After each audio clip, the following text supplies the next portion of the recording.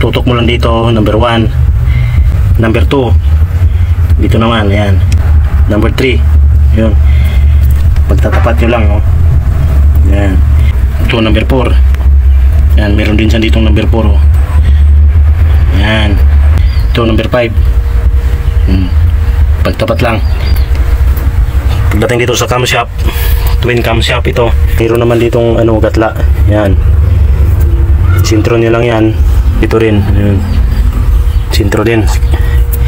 Tapos mayroon pa to number 6 na timing niya, itong 12 pump, may number 6 ito, itapat nyo lang din dito sa camshaft din na number, may number 6 din to, oh.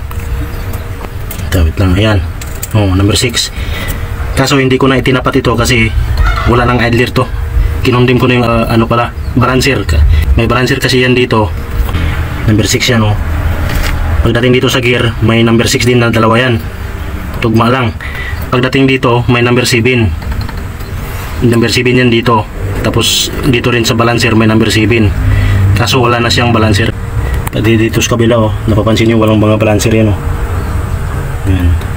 Wala namang problema yan pag tanggalin nyo yung balancer, hindi naman nakakapikto sa andar ng makina.